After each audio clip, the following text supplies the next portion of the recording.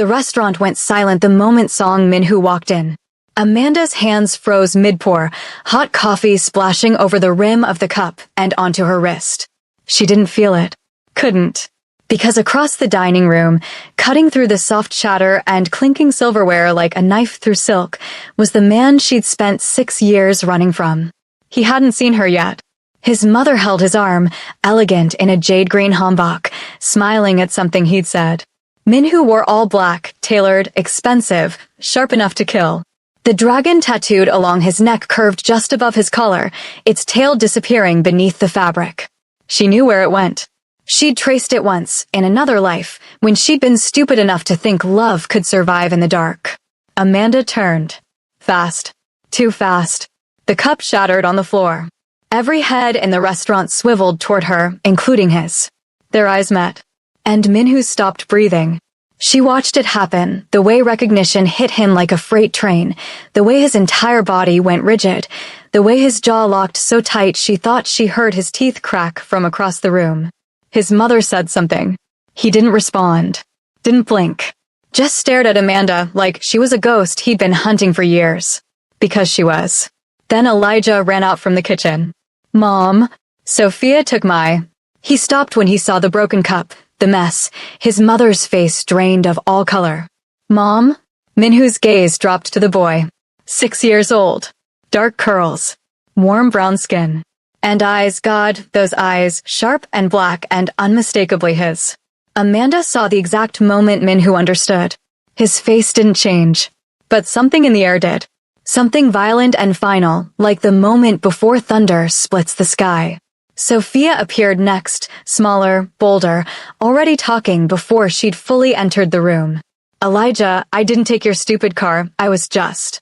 She froze too when she saw Min-hoo. Not because she recognized him. Because even at 6 years old, Sophia knew danger when she saw it.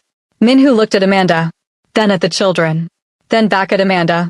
His voice, when it came, was so quiet the room had to strain to hear it. You. 6 years earlier. Amanda had come to Seoul for one summer. Just one. Her Korean wasn't perfect, but it was good enough to get her a translation gig with a mid-sized import company. Legal work, she'd been told. Contracts, shipping documents, client meetings. Nothing glamorous, but the pay was decent and she needed the money for grad school. She hadn't expected Song Min-hoo.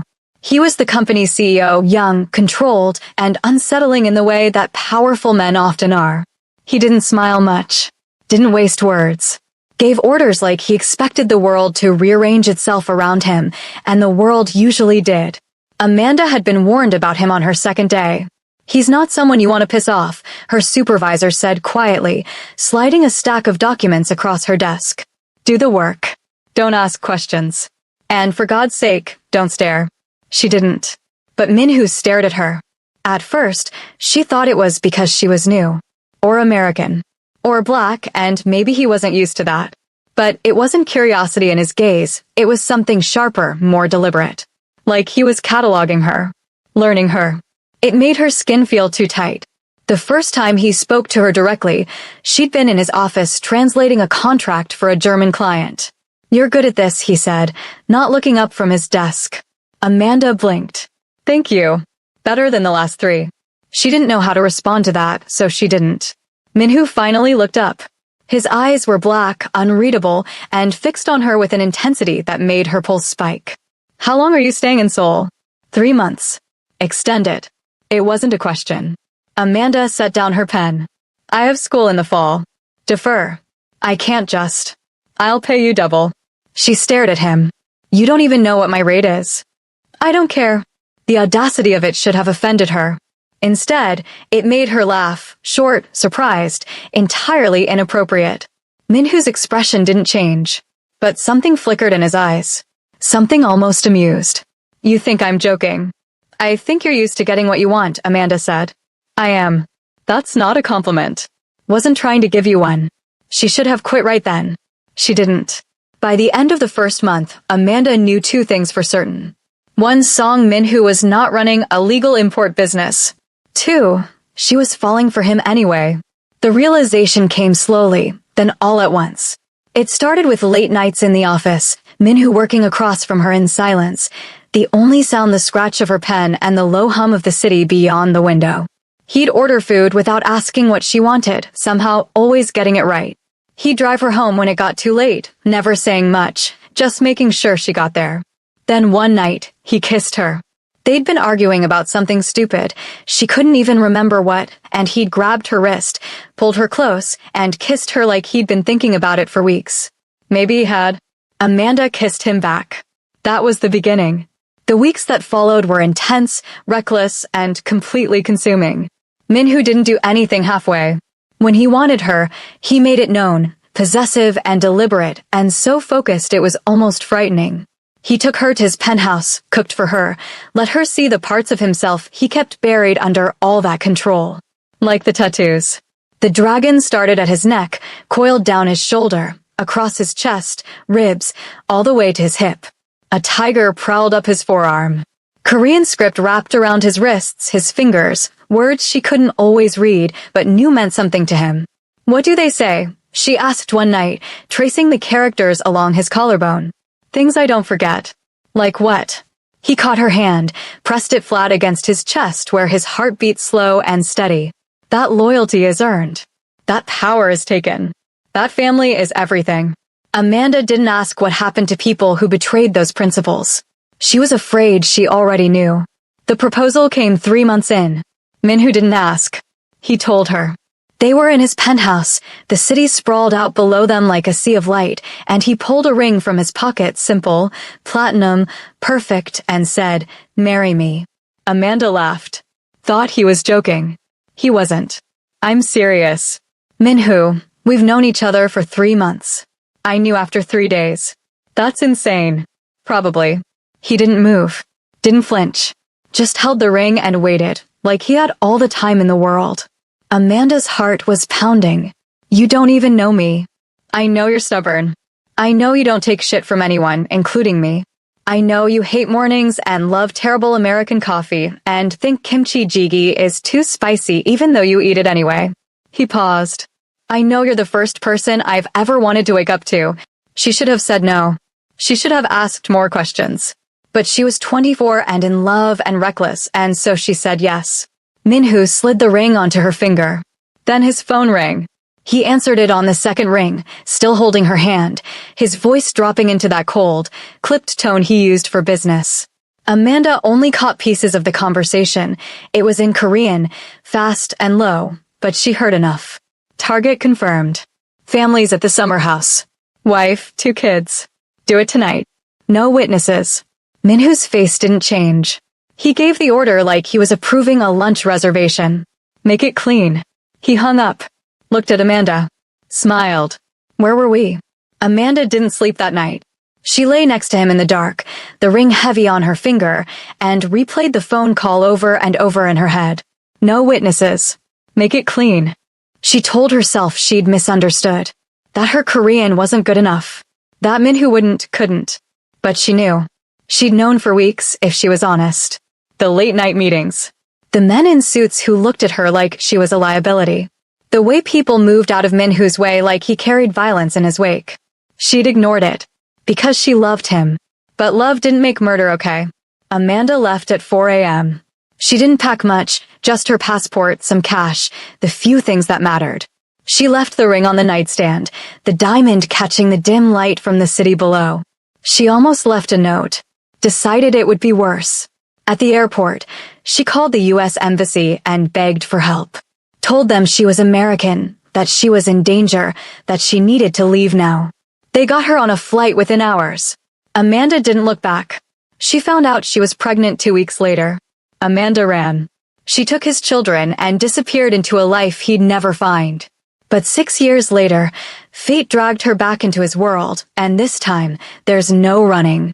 Will Minhoo forgive the woman who stole his legacy, or will he destroy her for it? Comment if you think he deserves to know the truth, and subscribe because this story is about to get dangerous. Minhoo didn't move for 3 full seconds. 3 seconds where the entire restaurant held its breath. Where Amanda's heart slammed against her ribs so hard she thought it might crack. Where Elijah stepped closer to his mother, instinct telling him something was wrong. Where Sophia, fearless as always, tilted her head and stared right back at the man who looked like he wanted to burn the world down. Then Minhu walked. Not toward Amanda. Toward the children. No. Amanda moved before she could think, stepping between them, her voice sharp and desperate. Don't. Minhu stopped. His mother touched his arm, confused. Minhu, what's? Wait outside, Yama. Mrs. Song blinked. What? Outside. Now. His tone left no room for argument. Mrs. Song looked between her son and Amanda, her gaze lingering on the children, something uncertain flickering across her face. Then she nodded slowly and left. The door closed behind her with a soft click that sounded like a gunshot. Minhu's attention returned to Amanda. How old are they? It wasn't a question. Amanda's throat closed. You need to leave. How old? Minhu. 6. His voice was so quiet now it barely qualified a sound. They're 6, aren't they? Amanda said nothing. Elijah tugged on her sleeve. Mom, who is he? Minhu's eyes dropped to the boy. Stayed there. Amanda watched him take in every detail, the curve of Elijah's jaw, the sharp intelligence in his eyes, the way he stood protectively in front of his sister even though he was scared. Mom? Sophia's voice was smaller now. Go to the kitchen, Amanda said, not taking her eyes off Minhu. Both of you. Right now. But. Now. They ran. The second they disappeared through the kitchen door, Minhu closed the distance between them. He didn't touch her. Didn't need to. The fury radiating off him was physical, suffocating, a living thing that wrapped around Amanda's chest and squeezed. You took my children. I left. You took my children. You were going to kill someone's family. The words ripped out of her, 6 years of fear and guilt and rage finally spilling over. I heard you, Minhu. I heard you give the order. Wife, 2 kids, make it clean. And you didn't ask. Amanda laughed, sharp and bitter. Ask? Ask the man who just ordered a hit if maybe I misunderstood. Yes. The simplicity of it stunned her into silence. Minhu leaned closer, his voice dropping to something lethal. You didn't ask because you didn't trust me. You decided I was a monster and you ran. With my children. Without giving me a chance to explain. There's no explanation for murder. The family you think I killed? Minhu's smile was a slash across his face, cold and humorless. They're alive. Running a restaurant in Busan under new names, under my protection, because the people who wanted them dead, the people I was setting up that night, are rotting in prison. Amanda's world tilted. You were setting them up? I was getting them on tape. Getting evidence. The family was already safe. He straightened, and the distance he put between them felt like miles. But you didn't wait to find out. You just left. I was pregnant. I know. The roar silenced the entire restaurant. Minhu's control shattered, just for a moment, and Amanda saw the truth of him, the rage, the grief, the 6 years of searching and not finding. I know you were pregnant, Amanda. I knew a week after you left. Do you have any idea what I did to find you? What I destroyed trying to get you back? She couldn't breathe. I tore apart half of Seoul looking for you. I had people searching every city you'd ever mentioned, every place you might go. I paid investigators, hackers, anyone who could give me a lead. And nothing. You disappeared like you'd never existed. His voice cracked. You took everything from me. I was scared. So you punished me for 6 years. You kept my children from me. You let them grow up without a father because you were too much of a coward to ask one question. The words hit like a fist. Amanda's eyes burned. Don't call me a coward. Then don't act like one. I did what I had to do to protect them. From what? Minhu spread his arms wide, the dragon on his neck seeming to writhe with the movement. From me? From their father? You think I would hurt my own children? I think you live in a world where children get killed for leverage. The truth of it hung between them, ugly and undeniable. Minhu's jaw worked. You're right. I do. Which is why you're going to pack their things and come with me. Tonight. Absolutely not. It's not a request. I don't care. Amanda. He stepped closer again, and this time there was something different in his eyes. Something that looked almost like fear. You've been back in Korea for 8 months. You think I didn't know? You think my enemies don't know? The only reason you're still breathing is because I've had people watching you since the day you stepped off that plane. Her blood went cold. You've been watching us? Protecting you. That's not. 3 attempts, Minhoo said flatly. 3 times in the last 8 months someone tried to get to you. You never knew because they never got close. But they will. Eventually, they'll get lucky, or I'll be distracted, or you'll be somewhere my people can't reach. And then what? You think you can protect them on your own? Amanda felt sick. You're lying. I'm not. You're trying to scare me. I'm trying to keep you alive. He exhaled, and for the first time since walking into the restaurant, he looked tired. I know you hate me. I know you'll probably hate me forever. But those kids are kids. They don't deserve to die because you're too stubborn to accept help. Help? You want to help by trapping us. I want to help by keeping you safe. There's a difference. Is there? Minhoo looked at her for a long moment. Then he pulled out his phone, tapped something, and held it up. The screen showed security footage. A dark street. Amanda walking with the twins. Then a car, black, nondescript, pulling up fast. Men getting out.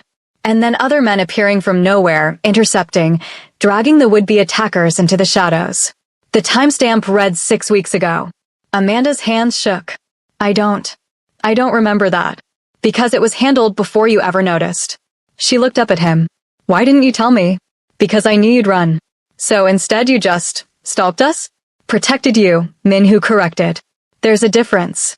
You keep saying that. Because you keep not listening. The kitchen door creaked open. Elijah poked his head out, his eyes finding his mother. Mom? Are you okay? Minhoo turned, and his entire expression shifted. The cold, controlled mask slipped, replaced by something raw and unguarded. He looked at Elijah like he was something holy. Something impossible. I'm fine, baby, Amanda said, her voice shaking. Just give me a minute, okay? Elijah hesitated. Is he going to hurt you? No. Then why do you look scared? Minhoo flinched. Amanda saw it, the way the question landed, the way it carved into him. She wanted to feel satisfaction.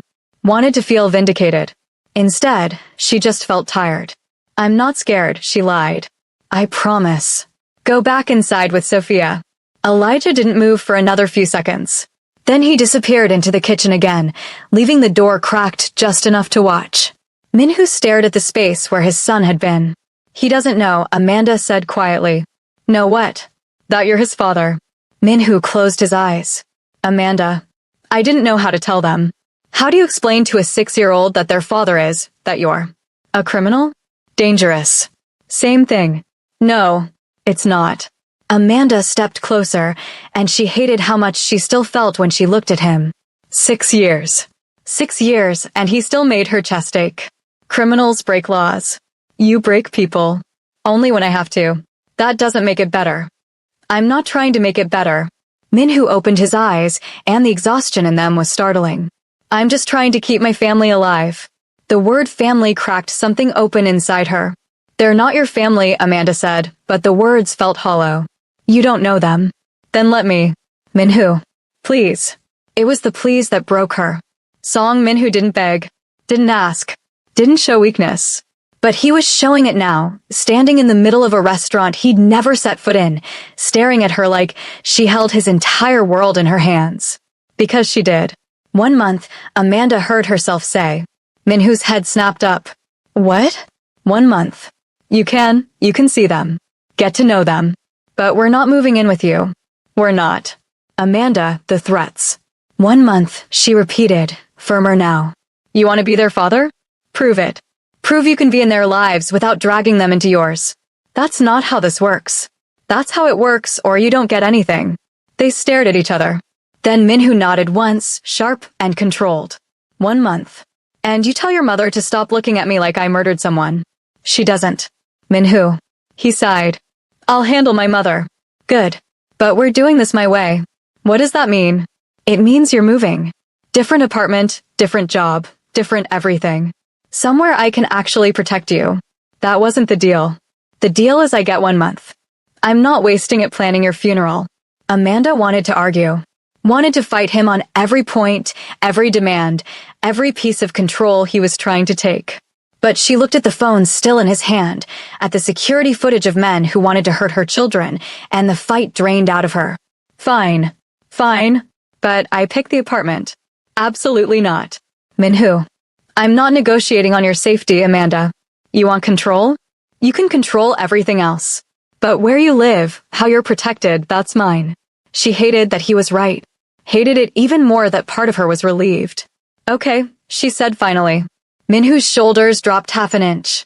Okay, but you meet them properly. No guards, no intimidation, no showing up like you own the world. I do own half of it. Minhu. Fine. I'll be charming. You don't know how to be charming. I got you to say yes once, didn't I?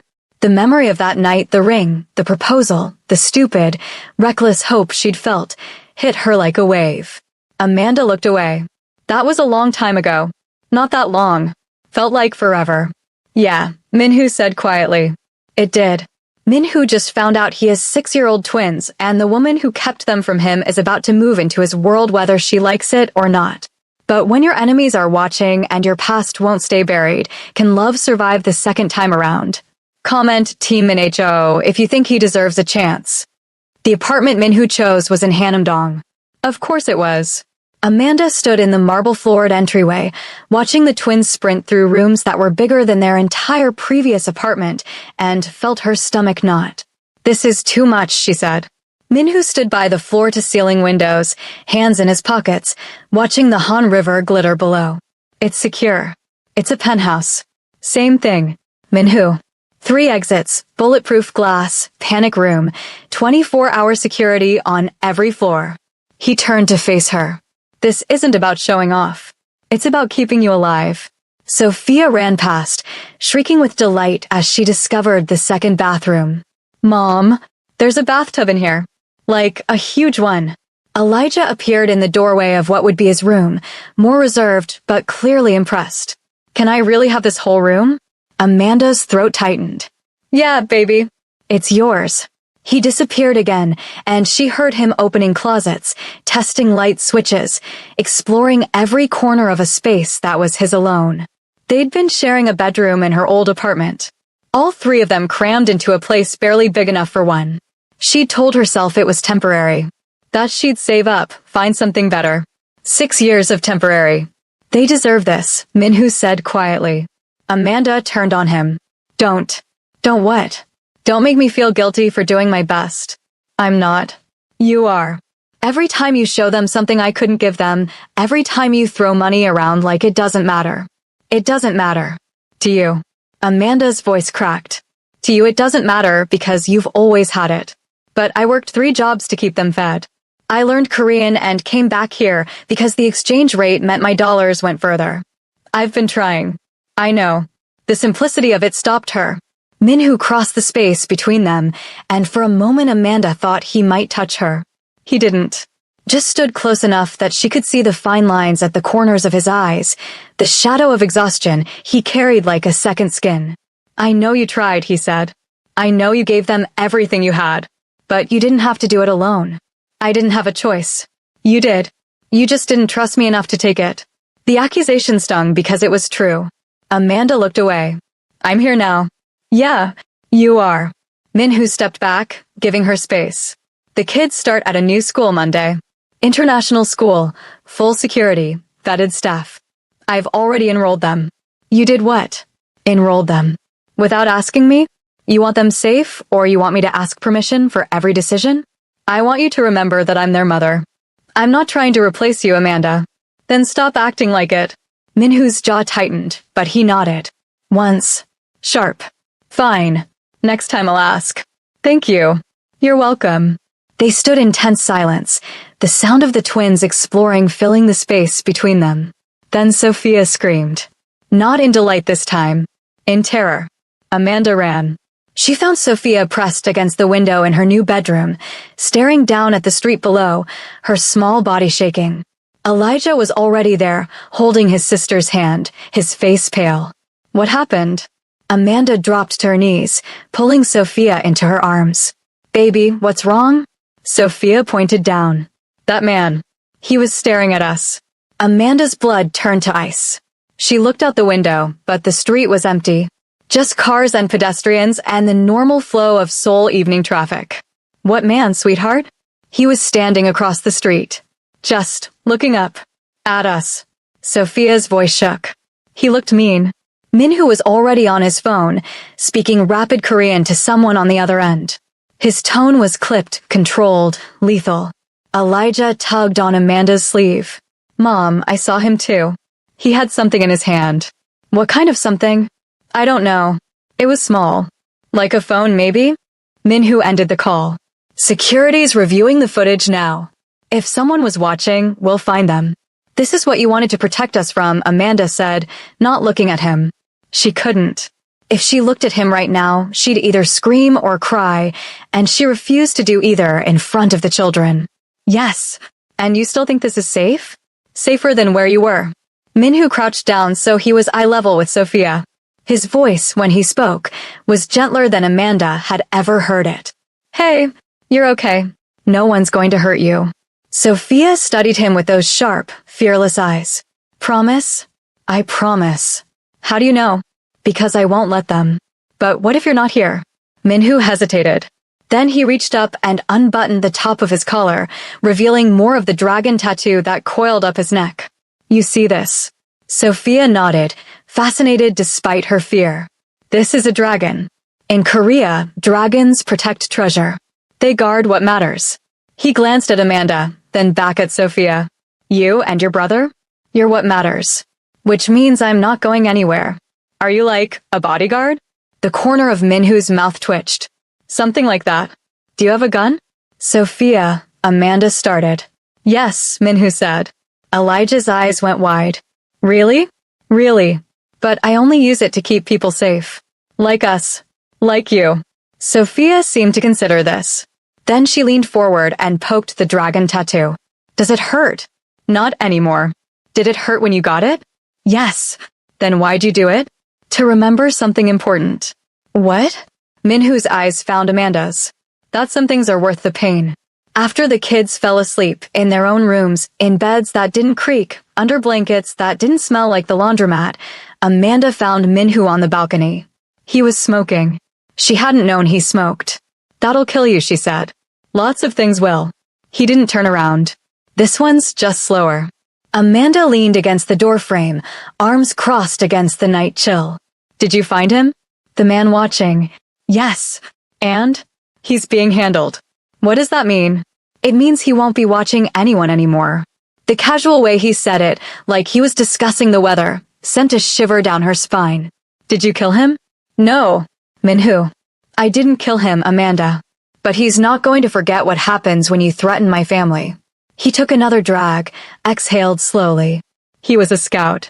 Working for someone who wants leverage against me." "Who?" "Doesn't matter. I'll deal with it." "It matters to me." "Why?" "So you can worry more than you already are." Minhoo finally turned to face her, and the exhaustion in his eyes was stark. "You want to know who's after us?"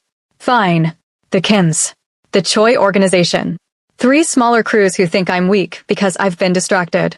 My own second-in-command is probably plotting something because he thinks I've gone soft." He crushed the cigarette under his heel. "You want the list?" "Because I can keep going." Amanda felt sick. "This is your life. This is my father's life. I'm just trying to survive it." "Then walk away." "You think it's that simple?" "I think you're choosing this." "I'm choosing to keep you safe." "There's a difference." "You keep saying that. Because you keep not understanding it." Minhoo closed the distance between them, and Amanda's back hit the doorframe. "You think I want this? You think I want to spend every day wondering if today's the day someone gets to you?" "To them." His voice dropped. "I've been trying to get out for 5 years. Legitimize the business, clean up the mess my father left. But every time I try, someone pulls me back in because the second I show weakness, the second I look away, that's when people die. So you're stuck. So I'm careful." "Is there a difference?" Minhoo's laugh was sharp and humorless. "You really want to throw my words back at me right now?" "Someone has to." They stared at each other, the night air cold and electric between them. Then Minhoo's phone buzzed. He checked it, his expression darkening. "I have to go." "Now." "Yes." "Minhoo, it's almost midnight." Which is when people who want me dead like to make their move. He pocketed the phone, his movements sharp and controlled. "There are 4 guards stationed in the building. 2 in the lobby, 2 on this floor.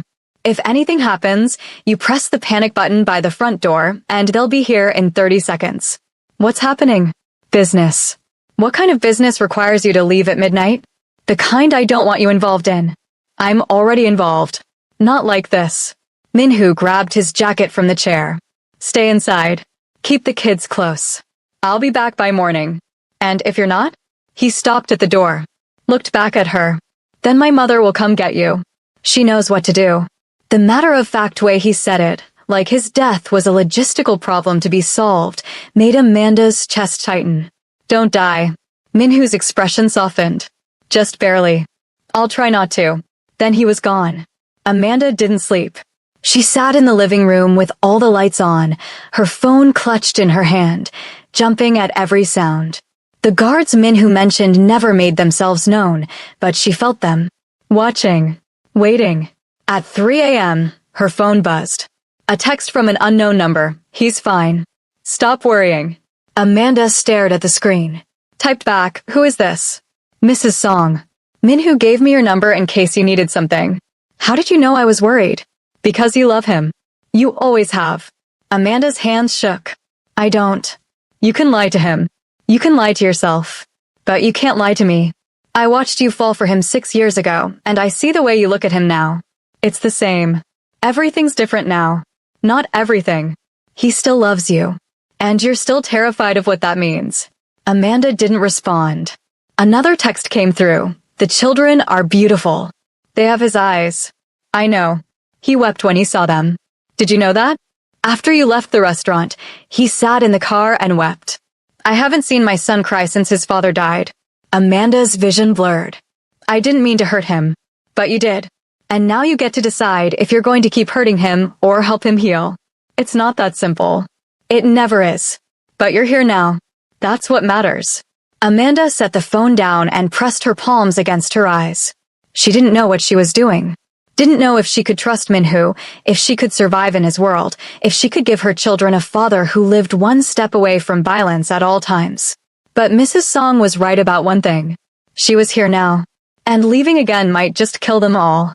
Minhoo came back at dawn. Amanda was still on the couch, half asleep, when she heard the door open. She sat up fast, her heart pounding, and found him standing in the entryway. He was bleeding. Not badly, just a cut above his eyebrow and split knuckles, but enough to make her stomach drop. What happened? Disagreement. Minhoo. It's handled. He shrugged off his jacket, wincing slightly. Everyone's still breathing. That's a win. Amanda crossed to him, grabbed his hand, and examined the damage. His knuckles were raw, bruised, the tattoos that wrapped around his fingers stark against the swelling. You need ice. I need sleep. Ice first. She led him to the kitchen, made him sit, and pressed a bag of frozen vegetables against his hand. Minhoo watched her with an expression she couldn't read. You don't have to do this, he said quietly. Do what? Take care of me. Someone has to. I'm used to doing it myself. Yeah, well. Amanda adjusted the ice, her fingers gentle against his damaged skin. Get used to something else. Minhoo caught her wrist. Not hard.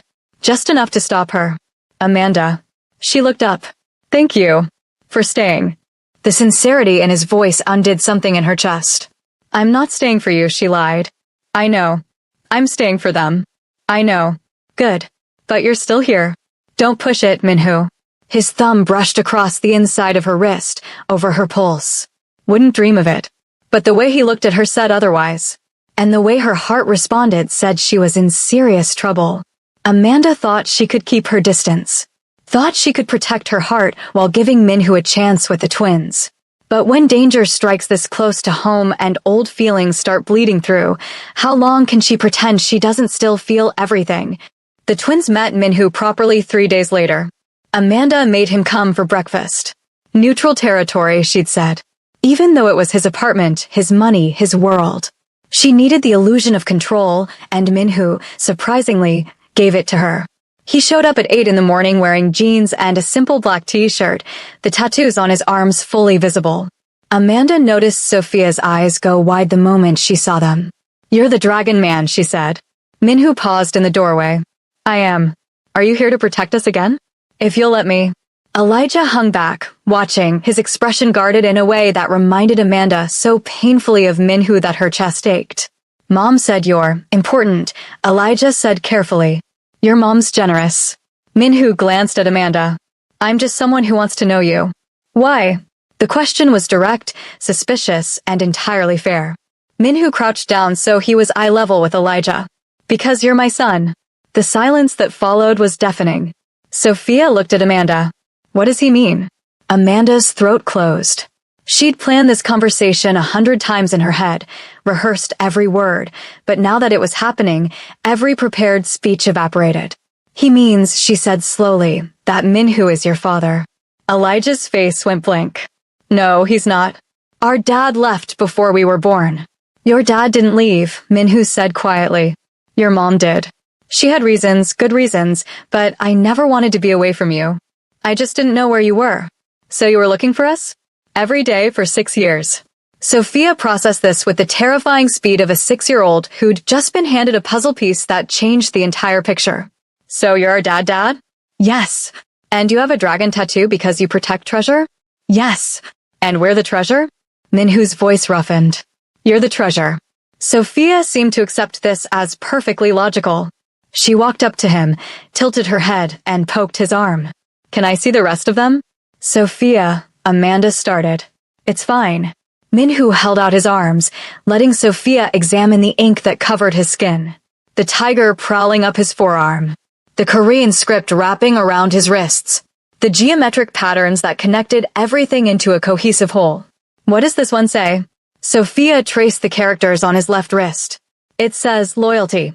And this one? Family. What about that one? She pointed to a section of script that disappeared under his sleeve. Minhu hesitated.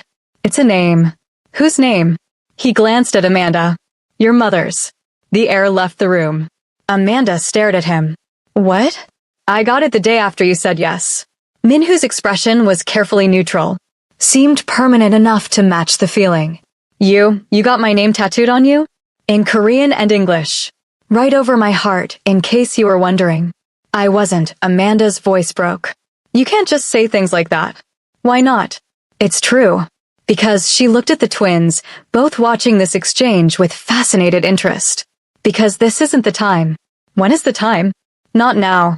Minhu nodded slowly. Okay. But Sophia was already tugging on his sleeve. Can we see Mom's name? Maybe later. Why not now? Because your mother's going to kill me if I show you right now. Mom doesn't kill people. Lucky for me. Elijah, who'd been silent through all of this, finally spoke. If you're really our dad, prove it. Minhu looked at him. How? Tell me something only a dad would know. I don't know anything about you yet. You're right about that. Minhu sat back on his heels.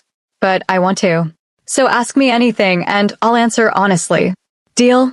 Elijah considered this. Anything? Anything. Are you a criminal? Amanda's heart stopped. Minhu didn't flinch. Yes. Minhu. Amanda stepped forward. He held up a hand. He asked. I'm answering. His attention returned to Elijah. My father ran an organization that operated outside the law. When he died, I inherited it. I've spent the last 5 years trying to make it legitimate, but some parts of it are still criminal. So yes, technically, I'm a criminal. Do you hurt people? Sometimes. Why? To protect people I care about. Like us. Like you. Elijah absorbed this with the seriousness of someone much older. Mom said you're dangerous. I am. But not to us? Never to you. How do I know you're telling the truth? Minhu pulled something from his pocket, a small velvet box, and held it out. Because I've been carrying this for 6 years. Elijah opened it.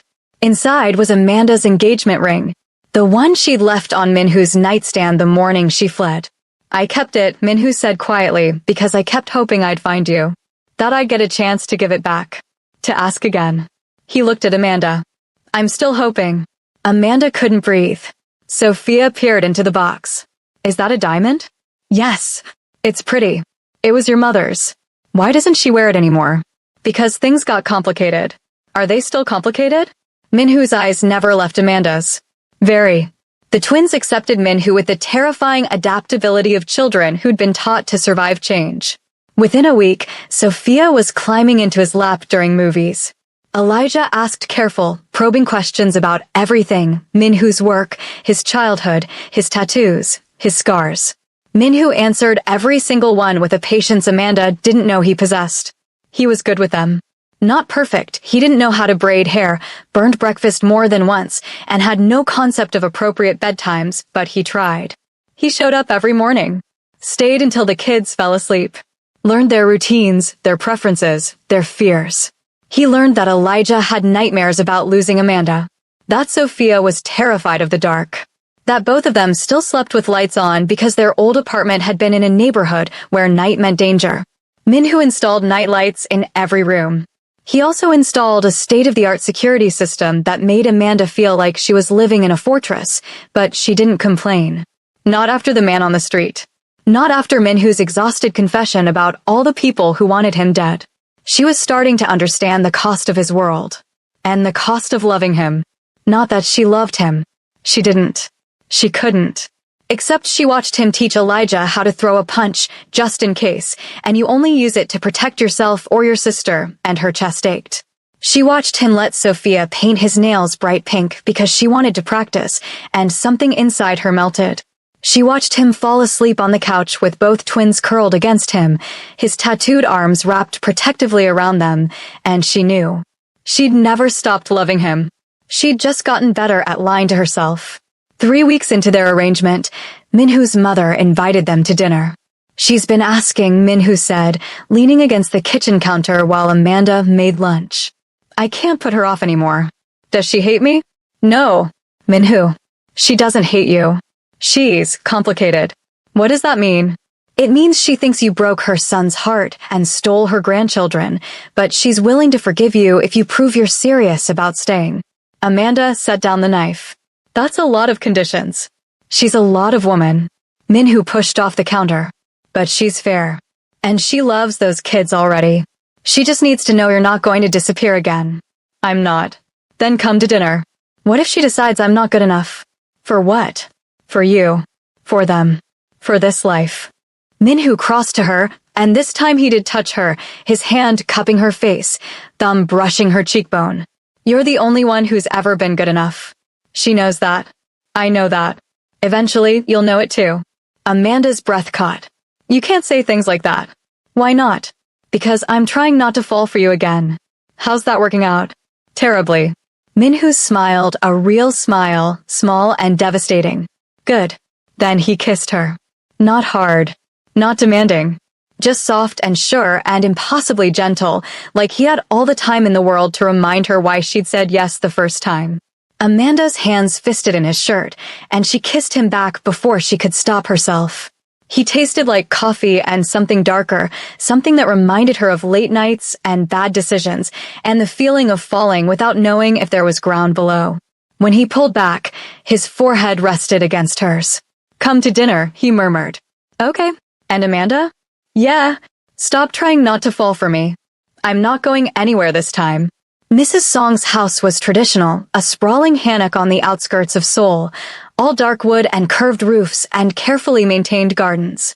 Amanda felt underdressed the moment they arrived, despite Minhoo's assurance that his mother didn't care about things like that. She cared about everything. Mrs. Song met them at the door, elegant in a deep blue hanbok, her eyes sharp and assessing as they swept over Amanda and the twins. Then she smiled. Come in, she said in perfect English. I've been waiting to meet you properly. Sophia, never one for shyness, bounded forward. Are you our grandma? I am. Do you have cookies? Mrs. Song laughed, bright and genuine. I have yagua. Is that close enough? What's yagua? Come with me and find out. She led Sophia toward the kitchen, leaving Elijah hovering uncertainly by Amanda's side. Mrs. Song noticed and crouched down, her expression softening. You're more careful than your sister. Elijah nodded. That's good. Careful keeps you safe. She held out her hand. But you're safe here. I promise. Elijah looked at Minhoo, who nodded. Then he took his grandmother's hand and let himself be led inside. Amanda stood frozen in the entryway. She's going to interrogate me, isn't she? Probably, Minhoo said. Should I be worried? Only if you lie. What if the truth makes her hate me? Then she'll hate you. But at least she'll respect you for being honest. He took her hand. Come on. I'll protect you. From your own mother? Especially from my own mother. Dinner was both better and worse than Amanda expected. Better because Mrs. Song was warm with the twins, answering their endless questions with patience and humor, telling stories about Minhoo's childhood that made him visibly uncomfortable and Amanda laugh despite her nerves. Worse because every time Amanda thought she'd relaxed, Mrs. Song would pivot, her attention zeroing in with laser focus. "You came back to Korea 2 years ago," she said over dessert. "Why?" Amanda set down her tea. "The exchange rate. My dollars went further here than in the States."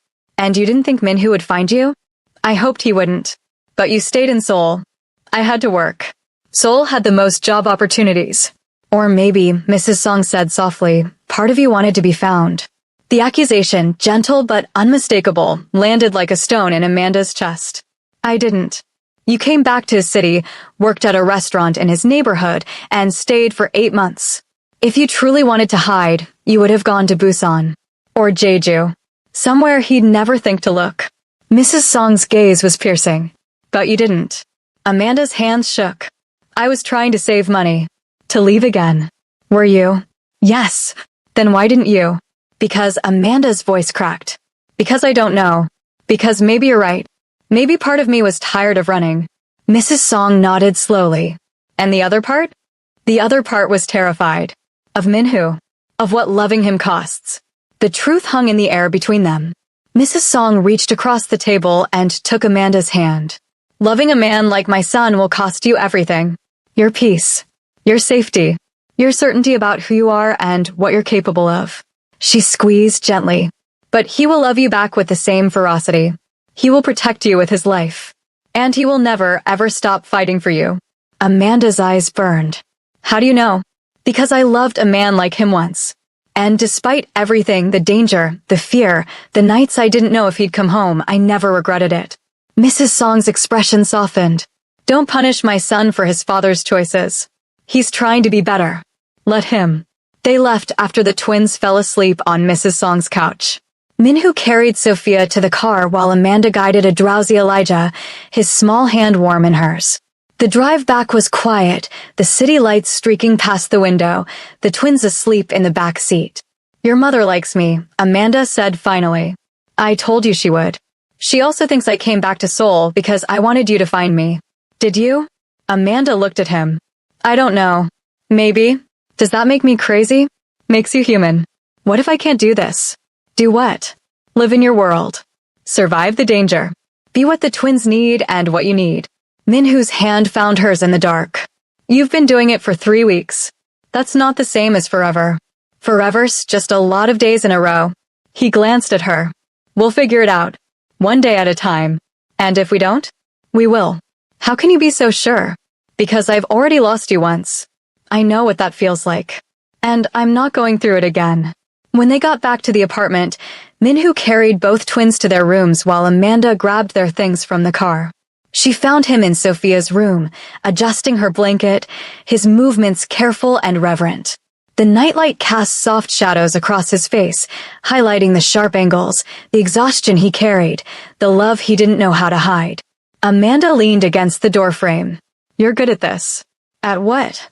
"Being their father." "I'm learning. You're doing more than that." Minhoo straightened, turned to face her. "So are you. I've had 6 years of practice. Doesn't make it less impressive." He crossed to her, and in the dim light of the hallway, he looked younger. Softer. "I know this isn't what you wanted. That I'm not what you wanted." "That's not true." "Amanda, you were always what I wanted, Minhoo. That was the problem." She met his gaze. "I wanted you so much I couldn't think straight. Couldn't see the danger until it was too late. And then I was pregnant and terrified and I ran because I didn't know what else to do. And now I'm still terrified. But I'm tired of running. So stay." "I am staying." "No, I mean stay.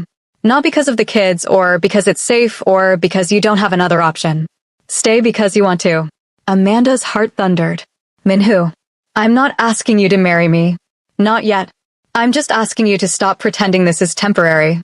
Stop pretending we're just co-parenting. Stop pretending you don't feel what I know you feel." "And what do I feel?" He stepped closer, his hand sliding into her hair, tilting her face up to his. "This." Then he kissed her like he was drowning and she was air. Amanda kissed him back like she'd been holding her breath for 6 years and finally remembered how to breathe. His hands were everywhere, her waist, her hips, pulling her closer until there was no space left between them.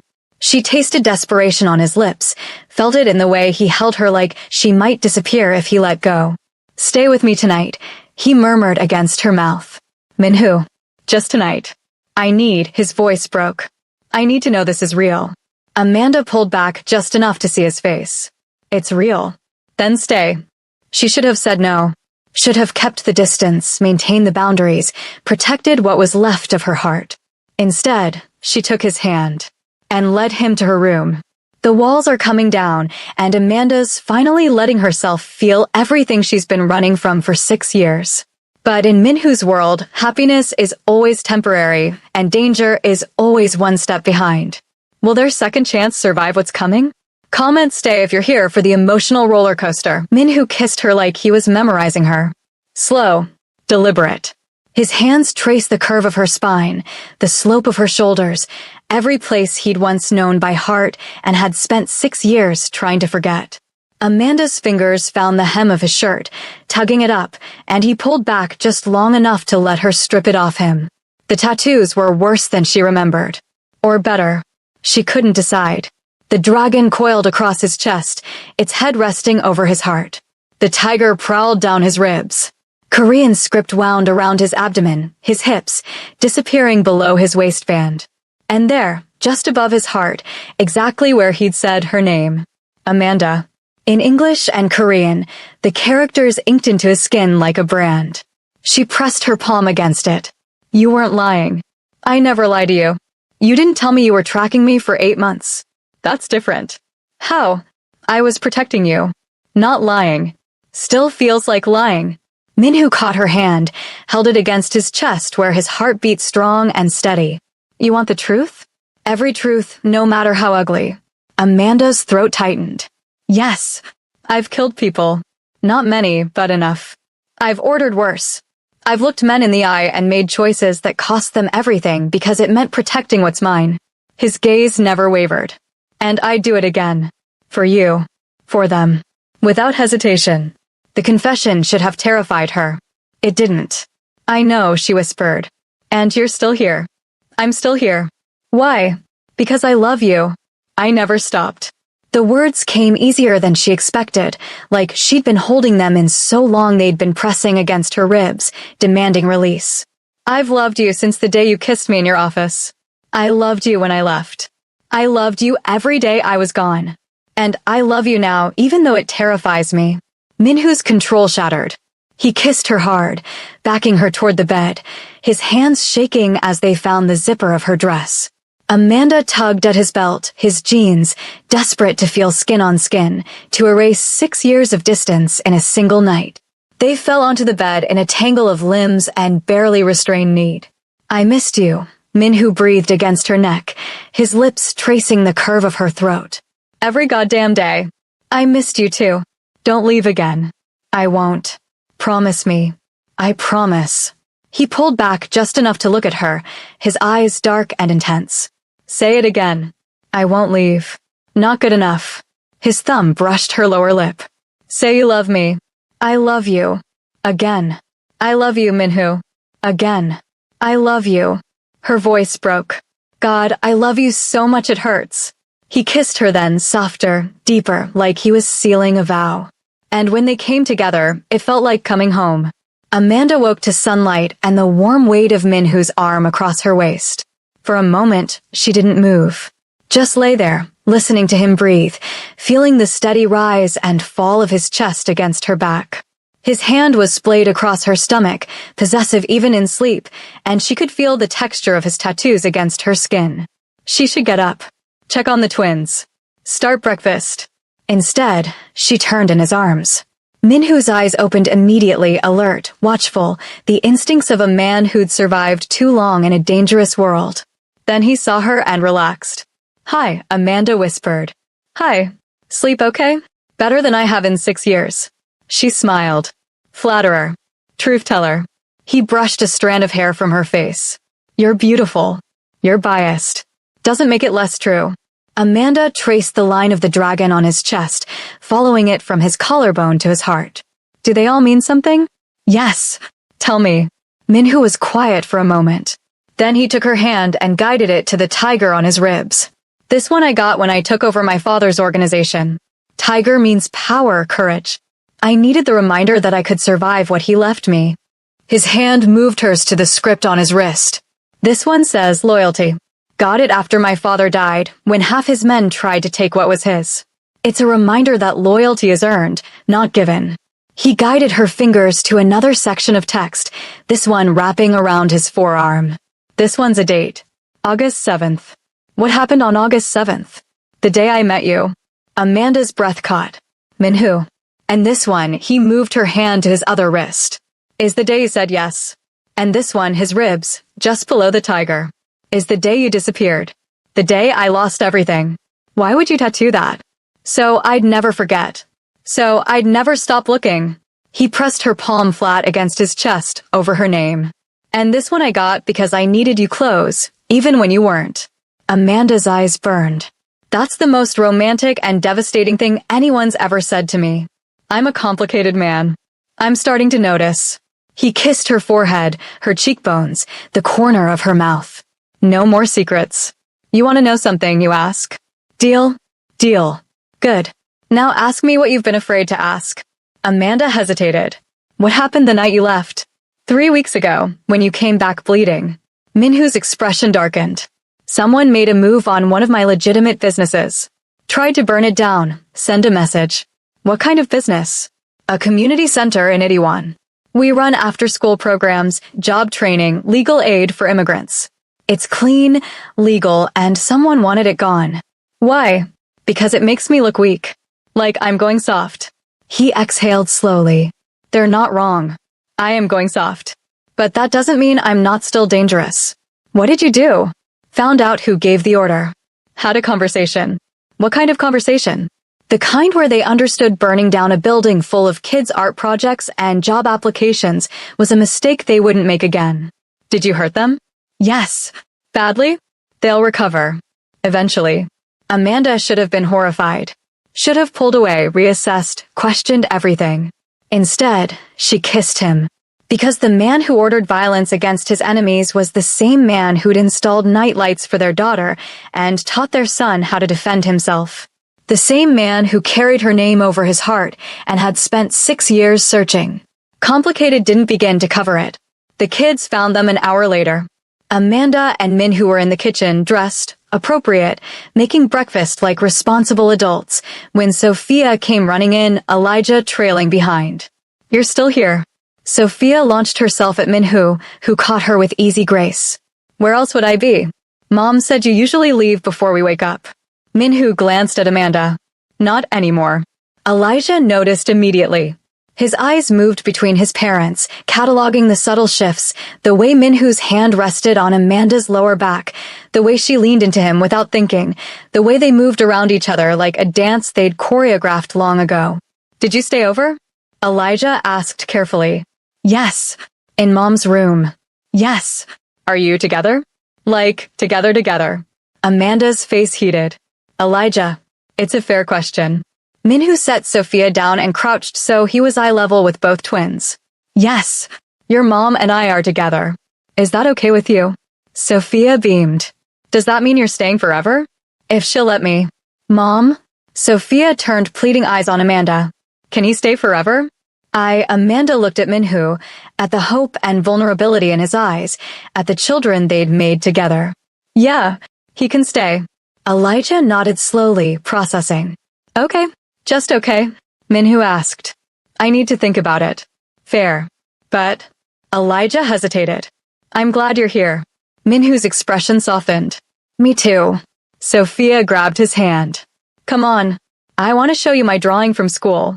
As she dragged him toward her room, Elijah lingered in the kitchen with Amanda. Are you happy, Mom? The question caught her off guard. What? With him. Are you happy?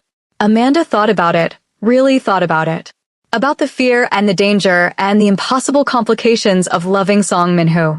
About the way he looked at her like she was the only thing keeping him human. about the family they were building from the wreckage of their past. Yeah, baby. I'm happy. Elijah smiled, small but genuine. Good. You deserve to be happy. Then he followed his sister, leaving Amanda alone in the kitchen with tears streaming down her face. The attack came 3 days later. Amanda was at the market with the twins, Minhu's security trailing at a discreet distance. It was supposed to be safe. Routine. A normal Saturday morning errand. She should have known better. They were in the produce section when Amanda felt it, that prickling awareness of being watched. She turned, scanning the crowd, and saw him. A man in a dark jacket, staring directly at Sophia. Amanda's blood turned to ice. Elijah, she said quietly, her hand finding his shoulder. Take your sister and go to the security guard by the entrance. Right now. Mom. Now. Something in her tone made him move. He grabbed Sophia's hand and walked, didn't run, just walked purposefully toward the entrance while Amanda kept herself between them and the man in the jacket. The man moved. Amanda moved faster. She intercepted him in the cereal aisle, her heart slamming against her ribs. Can I help you? He smiled. Where are the kids going? Nowhere that concerns you. Everything about those kids concerns me. Who are you? Someone who thinks Song Min-who needs to be reminded that actions have consequences. Amanda's phone was already in her hand, Min-who's number dialing. You need to leave. Or what? You'll call for help. He stepped closer. By the time anyone gets here, I could. He didn't finish the sentence. Because Min-who's security closed in 3 men appearing from nowhere, surrounding the threat, their movements efficient and controlled. One of them spoke into a radio. Target secured. Alert the boss. The man in the jacket realized his mistake too late. Wait. You should have waited, one of the guards said, almost sympathetic. Now you get to explain yourself to Song Min-who. Good luck with that. They escorted him out, not gently, while Amanda stood frozen in the cereal aisle, her hands shaking so badly she nearly dropped her phone. It rang. Min-who. Are you hurt? No greeting. Just pure, focused concern. No. The kids. They're fine. They're with the guard by the entrance. Stay there. I'm coming. Min-who, I'm okay. Stay. There. He hung up. Amanda found Elijah and Sophia with the security guard, both wide-eyed and scared. She pulled them close, her heart still racing, and waited. Min-who arrived in under 10 minutes. He walked into that market like he owned it, his entire focus zeroed in on Amanda and the twins. People moved out of his way instinctively, sensing the danger that rolled off him in waves. He didn't stop until he reached them.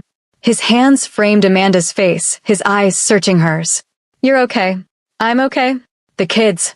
They're fine. We're all fine. Min-who exhaled shakily, then dropped to his knees and pulled both twins into his arms. You did good, he said to Elijah. Protecting your sister like that. Mom told me to. And you listened. That's smart. He looked at Sophia. You okay, sweetheart? She nodded against his chest.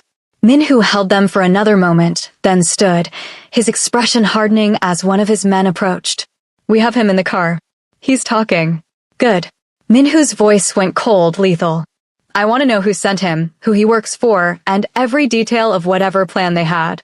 And then I want to know where they are. Yes, sir. Min-who turned back to Amanda. You're not coming back here. Any of you. Not until this is handled. Min-who. This isn't negotiable. You can't lock us away every time someone. Watch me. He stepped closer, his voice dropping. You think I can survive losing you again? Losing them? Because I can't. I can barely breathe when you're out of my sight, and this, he gestured toward where the man had been. This proves I'm right to be paranoid. Amanda wanted to argue. Wanted to insist on independence, normalcy, some semblance of control. But she looked at her children's scared faces and knew Min-who was right. Okay, she said quietly. What do you need us to do? Come home. Let me keep you safe. And trust me to handle this. And then what? We hide forever. No. Then I end this. Permanently. The promise in his voice was absolute. And terrifying. And somehow exactly what she needed to hear. Min-who didn't come home that night. Or the next. Amanda sat in the apartment with the twins, watching the security feed on her phone, counting the guards stationed on every floor, and tried not to think about what he was doing. She failed. Mrs. Song visited on the second day, bringing food and calm authority. She didn't ask questions. Just sat with Amanda while the twins did homework, her presence steady and knowing. He's done this before, Mrs. Song said quietly. Gone dark to handle a threat. Does it always take this long? Sometimes longer. Amanda's stomach twisted. What if? He'll come back. He always does. Mrs. Song poured tea with practiced grace. My husband used to disappear like this. Days, sometimes weeks. I learned not to ask where he went or what he did. I just learned to trust he'd return. And if he didn't, then I'd mourn and move forward. But he always came back. She met Amanda's eyes. Minhoo will too. He has too much to lose now. He came back on the third night. Amanda was curled on the couch, half asleep, when she heard the door open. She was on her feet instantly, her heart in her throat. Minhoo stood in the entryway. He looked like hell. Exhausted. Bruised. A cut above his eyebrow that hadn't been there before. His knuckles were wrapped in bandages, and he moved like everything hurt. But he was alive. Amanda crossed to him, her hands hovering over his chest like she was afraid he might disappear. You're okay. I'm okay. You're bleeding. Not badly. Minhoo. He pulled her into his arms, burying his face in her hair, and just breathed. I'm sorry. I should have called. I didn't need a call. I needed you alive. I'm alive. Are they? She couldn't finish the question. Handled. His voice was flat, emotionless. They won't come after you again. Amanda pulled back to look at him. What did you do? What I had to. That's not an answer. It's the only one I'm giving you. She studied his face, the exhaustion, the blood, the cold detachment he wore like armor. Did you kill them? Some. The casual admission made her flinch. How many? Does it matter? Yes. Why? Because you want to know what kind of man you're with. Minhoo's smile was bitter. I'm the kind who burns the world down to keep his family safe. You already knew that. I know. Amanda's voice cracked. I just need to hear you say you're done. That it's over. It's over. Promise? The people who sent that man to the market are dead. The organization backing them is dismantled. Anyone who even thinks about touching you or the kids will spend the rest of their life regretting it. He cupped her face. It's over, Amanda. You're safe now. And you. What about me? Are you safe? Minhoo's expression softened. Safer than I've been in years. Because I have something to live for now. Amanda kissed him, desperate and relieved and still terrified, but trying not to be. He kissed her back like he'd been drowning and she was air. Come to bed, she whispered. You need rest. I need a shower first. He looked down at himself, at the blood and dirt. I'm not bringing this into your room. Then shower. I'll wait. Amanda. I'll wait. She waited. Sitting on the edge of the bed, listening to the water run, trying not to think about what had happened in the 3 days he was gone. Trying not to imagine the violence, the choices, the cost of keeping them safe. Minhoo emerged 20 minutes later, clean but still marked. Bruises blooming across his ribs. Cuts healing on his arms. The tattoos that covered his skin looking somehow darker, more pronounced against his battered body. Amanda stood. Let me help. I'm fine. You're not fine. Sit. He sat. She retrieved the first aid kit from the bathroom and started cleaning the cut above his eyebrow. Minhoo watched her face the entire time, his expression unreadable. You should leave, he said quietly. Amanda's hands stilled. What? You should take the kids and leave. Go back to the States. Somewhere I can't touch you. Minhoo. I'm serious. He gestured vaguely. This is my life. Violence and blood and 3 days of not knowing if I'll make it home. You deserve better than this. Stop. Amanda. I said stop. She set down the antiseptic, her hands shaking. You don't get to make this decision for me. I'm trying to protect you. From what? From you? From a life I already chose. Amanda grabbed his face, forcing him to look at her. I love you. I love you knowing exactly what you are and what you do. I'm not some naive girl who thinks she can fix you or change you. I know who you are, Minhoo. And I'm staying anyway. You're insane. Probably. But I'm yours. And you're mine. So stop trying to push me away and accept that I'm not going anywhere. Minhoo stared at her. I could get you killed. Or you could keep me alive. Which is what you've been doing for 8 months. Amanda. Do you love me? You know I do. Then stop trying to make decisions for me. I'm an adult. I chose this. I chose you. And I'll keep choosing you every day for as long as you'll let me. Something in his expression. What if I can't keep you safe? Then we'll figure it out together. That's not. Together, Minhu. That's how this works now. He pulled her into his lap, his arms wrapping around her waist, his face pressed against her stomach. I don't deserve you. Too bad. You're stuck with me. And the kids. They're stuck with you too. Even knowing what I am? Especially knowing what you are. Amanda ran her fingers through his damp hair. You're their father. You're my, she hesitated. You're what? I don't know. Partner? Boyfriend? Those words feel too small for what this is. Minhu lifted his head, and the vulnerability in his eyes was startling. Husband. Amanda's breath caught. What? I want to be your husband. I've wanted it since the first time I asked. He stood, still holding her, and set her gently on the bed. Then he crossed his jacket, retrieved something from the pocket, and came back. The ring box. The same one from 6 years ago. Minhu opened it, and there was the ring she'd left behind. The diamond catching the dim light, the platinum band still perfect. I know I already asked once. I know I'm asking you to marry into a complicated, dangerous life. I know I have no right to ask you to risk everything for me. He took her hand. But I'm asking anyway. Marry me, Amanda. Make this official. Let me be your husband and their father and the man who spends the rest of his life making sure you never regret saying yes. Amanda's eyes burned. You're really asking me this right now? When you're beat to hell and exhausted and probably concussed. If I wait until I'm in better shape, I might lose my nerve. You've never lost your nerve in your life. I lose it every time I look at you. The confession undid her. Yes, Amanda whispered. Minhu's eyes widened. Yes, yes, I'll marry you. Yes, I'll be your wife. Yes to all of it. He slid the ring onto her finger with shaking hands, and this time it stayed. Then he kissed her soft and reverent and full of 6 years of grief and hope and love that had survived despite everything. I love you, he murmured against her lips. I love you too. Don't take it off this time. I won't. Promise. I promise. They told the twins the next morning. Sophia shrieked so loud the guards on the floor below probably heard her. She launched herself at both of them, demanding to know every detail, what Amanda's dress would look like, if she could be a flower girl, if there would be cake. Elijah was quieter. He studied the ring on Amanda's finger, then looked at Minhu. Does this mean you're staying forever now? That's the plan. And you'll keep us safe? With my life. And you won't leave again? Like you did the last 3 days. Minhu knelt down. I can't promise I'll never have to leave. My work, what I do, sometimes it takes me away. But I promise I'll always come back. And I promise I'll do everything I can to make those times shorter and fewer. Elijah considered this with the seriousness of someone much older. Okay, just okay. I'm trying to trust you. It's hard. I know. Minhu's voice roughened. But I'll earn it. Every day. For as long as it takes. Elijah nodded slowly.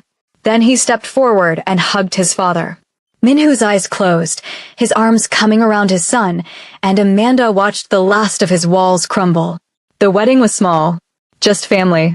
Mrs. Song, a handful of Minhu's legitimate business associates, and a few of Amanda's friends who'd made the trip from the States. No Mafia. No organization. No shadows of the life Minhu was still working to leave behind. Just them. Amanda wore cream, not white, because this wasn't a first beginning. This was a second chance, earned through pain and distance, and the stubborn refusal to give up on each other. The twins stood beside them, Elijah in a tiny suit that made him look like a miniature version of his father, Sophia in a pale pink dress she'd picked herself. Mrs. Song cried through the entire ceremony. And when Minhu said, I do, his voice was steady and sure and full of every promise he'd been trying to make for 6 years. When Amanda said, I do, she meant it with every fiber of her being. They kissed, and the small gathering applauded, and for one perfect moment, the danger and complications of their life didn't matter. They were just a family. Finally, completely, irrevocably. 6 months later. Amanda was in the kitchen of Fusion, her restaurant, reopened in a new location with Minhu's financial backing, but her complete creative control, when she felt arms wrap around her waist. Busy? Minhu murmured against her neck. Always. You know that. Take a break. I have orders. They can wait 5 minutes. Amanda turned in his arms. What's wrong? Nothing's wrong. Then why are you here? You're supposed to be at the office. Finished early. He kissed her forehead. Wanted to see my wife. The word still made her heart skip. Your wife is covered in flour and smells like garlic. My wife is perfect. You're biased. Completely. His hand slid to her stomach, and his expression shifted, became something softer, more vulnerable. How are you feeling? Amanda's breath caught. I'm fine. No nausea. Not since this morning. The doctor said. I know what the doctor said. 12 weeks. Everything's progressing normally. Stop worrying. I can't help it. Amanda covered his hand with hers, pressing it more firmly against the barely there swell of her stomach. We're okay. All of us. I know. Minhu exhaled slowly. I missed this the first time. I'm not missing anything now. You're not. You're here for every appointment, every milestone, every moment of morning sickness. Good. And you're driving me insane. Also good. Amanda laughed despite herself. You're impossible. You married me anyway. Worst decision of my life. Liar. He kissed her, slow and thorough, uncaring that her staff was definitely watching through the kitchen window. When he pulled back, Amanda was breathless. I have to finish this order. Finish it later. Minhu. The twins are with my mother. The restaurant can survive without you for one afternoon. Come home with me. Why? Because I want to spend time with my wife. Is that a crime? It might be, given your track record. Funny. I thought so. Minhu's expression turned serious. I'm happy, Amanda. Genuinely, completely happy. And I keep waiting for it to fall apart, but it doesn't. And I want to appreciate it while it lasts. Amanda's throat tightened. It's going to last. You don't know that. I do. Because we've survived worse than whatever comes next. We survived 6 years apart. We survived your world trying to kill us. We survived every reason we had to give up on each other.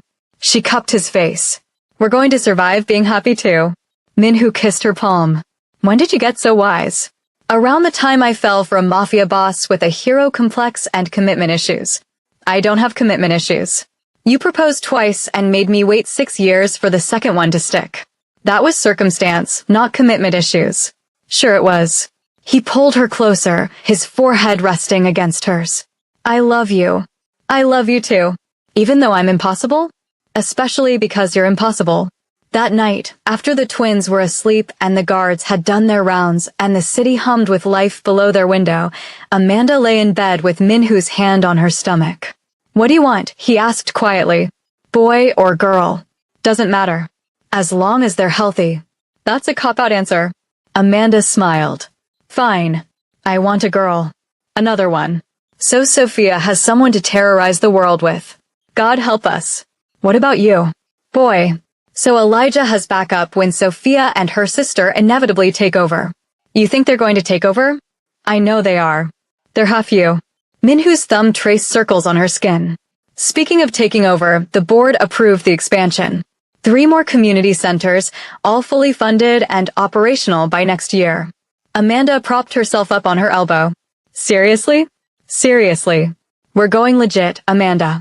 Slowly, but it's happening. How slowly? Another 5 years, maybe. Until the organization is completely clean and I can hand it off to someone else. And then what? Then I retire. Officially. And spend the rest of my life cooking terrible breakfasts for our kids and annoying you in your restaurant. That sounds perfect. Yeah. Minhu pulled her down, kissing her with a tenderness that still caught her off guard. I never thought I'd get this. A family. A life that didn't revolve around survival. You have it now. Because of you. Because of us. Us, he repeated, like he was tasting the word. I like that. Good. Because you're stuck with us. Me, the twins, this one. She pressed his hand more firmly against her stomach. And however many more we end up with. However many? I'm thinking 4 total. 4. Problem? I'm going to need a bigger security team. Amanda laughed, the sound bright and free and full of all the happiness they'd fought so hard to build. Outside, Seoul glittered. The city that had brought them together, torn them apart, and ultimately given them a second chance. Inside, Minhoo held his wife and unborn child and felt, for the first time in his life, at peace. "Thank you," he whispered into the darkness. "For what?" "For coming back. For staying. For loving me despite everything. Thank you for not giving up on finding me. Never." His arms tightened around her. "Not in this life or the next." Amanda closed her eyes, content and safe and impossibly, perfectly happy. They'd started with a chance encounter at a restaurant. A denied reservation. A mother's birthday dinner. 6 years of separation and pain and desperate searching. But they'd ended up here together, whole, building a future from the ashes of their past. And if that wasn't worth every moment of suffering, Amanda didn't know what was. Epilogue, 2 years later. The restaurant was packed.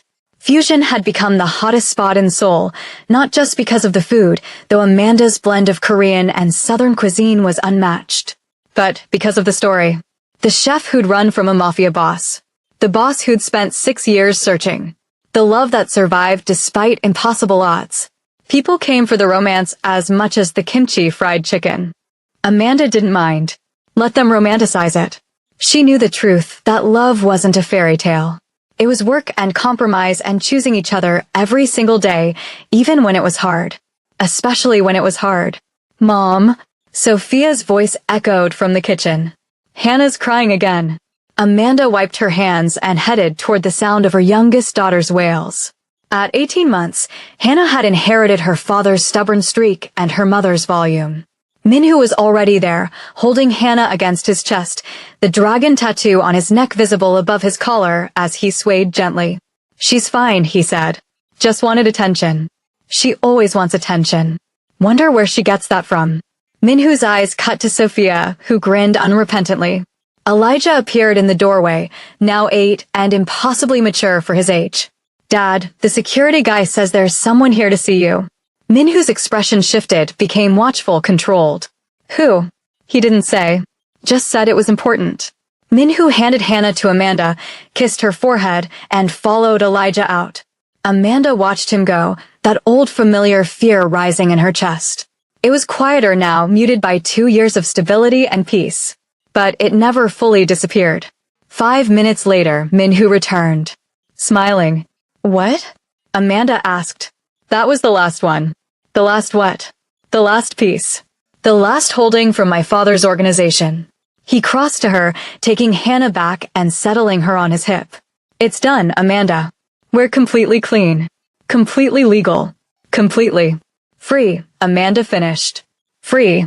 She kissed him, relief and joy and overwhelming love flooding through her. They'd made it. Against every odd, every threat, every reason to give up, they'd made it. "What happens now?" she asked. Minhoo looked at their daughter, then at their twins playing in the corner, then back at Amanda. "Now we live. Just live. Just live. No more looking over our shoulder. No more waiting for the other shoe to drop. Just life." I like the sound of that. "Yeah. Yeah." He kissed her again, and somewhere in the restaurant, customers applauded, thinking it was part of the show. It wasn't. It was just Song Minhoo and Amanda Park, former enemies, former runaways, forever partners, choosing each other one more time. The way they always would. For the rest of their lives. The end. From a denied reservation to forever, this is the story of how love survives when everything's against it. If you believed in second chances, drop a heart in the comments and tell us your favorite moment. Don't forget to subscribe for more emotional, intense, heart-pounding stories that prove love is worth fighting for. Thank you for being here until the very end. Now go rewatch it, because you know you want to live through this journey one more time. See you in the next story.